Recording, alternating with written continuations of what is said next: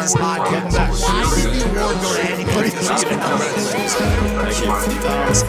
never forget what's going on in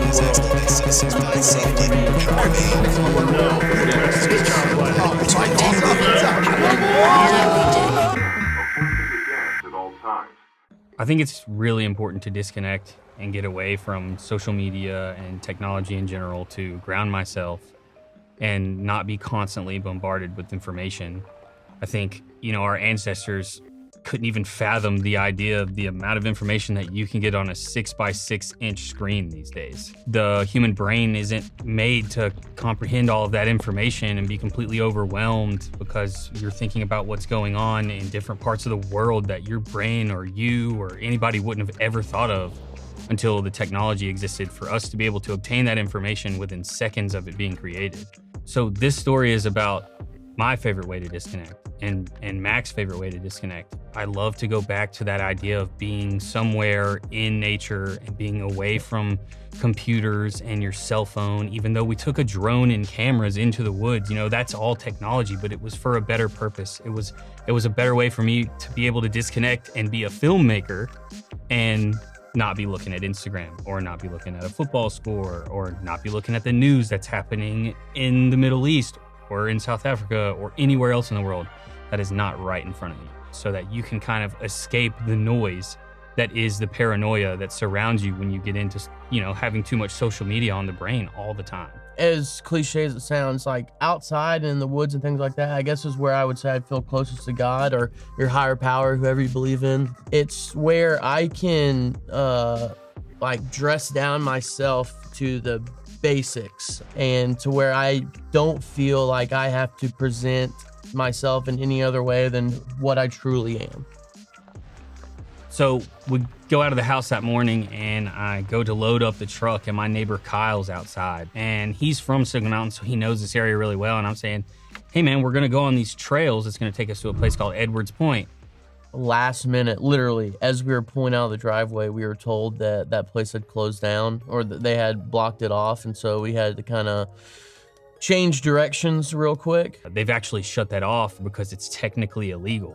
So boom, bombshell, entire plan ruined. We're scrambling ideas and we go to Snooper's Rock to figure out what we want to do. So Snooper's Rock was really dope. The way the river kind of winds around, it gave me the impression of the Grand Canyon. Jay and I don't get all the time we can that we'd like to spend with each other. We live a few hours away from each other. We're both really busy in our daily lives. And it's important for our friendship that we take the time to disconnect from everything else and enjoy our friendship in beautiful scenery.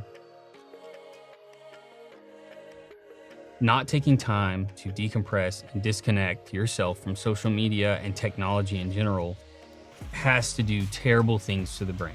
People begin to compare themselves. People begin to have FOMO, which are two of the worst things that can happen in my opinion. The worst part about social media is that you're constantly comparing yourself to somebody else or something else. They have it better. They did something cooler. And that is, that's the number one thing when it comes to my mental health that I have to get away from is comparing myself to others. What you don't see at this part of the film is we actually go down a gravel trail and there's a sign that says road closed on the right.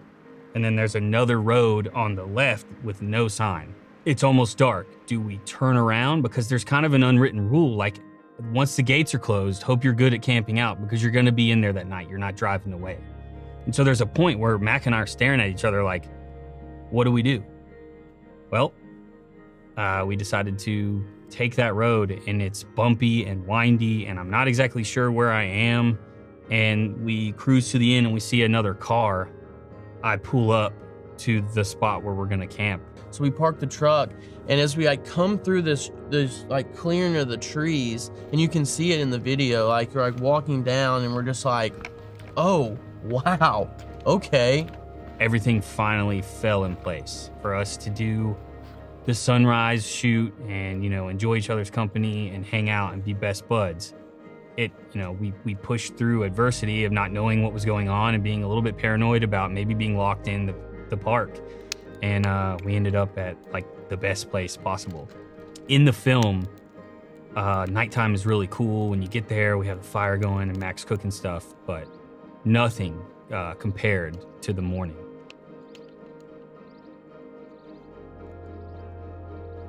Nature, being outdoors is not the only way somebody can disconnect. It's the way I disconnect. We talked about when we were out there and we were having breakfast, a way to find your sanctuary.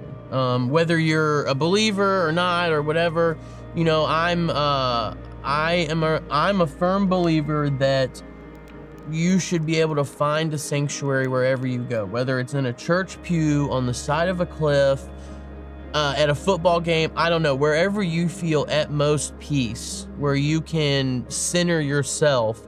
It's extremely important for you to find some time and take that. Outdoors is the way I do it. Outside is the way Jay likes to do it. But it's different for everybody. So I urge anyone to find that sanctuary, find a place where they can step back from everything else and take a big look at what they're doing in their lives and reflect. There's nothing quite like camping and cooking. The food just tastes so much better.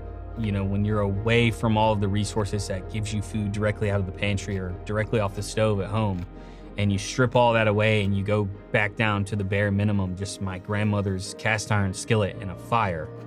It's food, you just appreciate it more. I started out by frying up an entire pound of bacon and then threw those potatoes into the bacon grease. Added some onion and some red pepper, and then sprinkle a little jalapeno in there, and that gave it a little spice you need, you know. And after those cooked for a little while, we had 2 nice New York strips, just salt and pepper on the steaks. If you ever put anything else on your steaks, you're doing too much. Just salt and pepper. And as those cooked, cracked a few eggs over top of the potatoes. Chopped up all the bacon, crumbled that on top, so double the protein up. And then yeah, once the steaks were cooked and the eggs were yolks still a little bit runny, we sliced up the steaks and then got to eat on the side of a cliff. My favorite part of the meal was understanding and realizing that was also one of Mac's sanctuaries, one of the places that he could disconnect and be his happiest. Watching him cook and make that like incredible meal was pretty eye-opening to the fact that, you know, that was what he wanted to do and that he was his happiest. And I also think that makes the food taste better. For me, sleeping and eating and being outside and being in nature is definitely my only way to disconnect. You know, I found myself by doing that.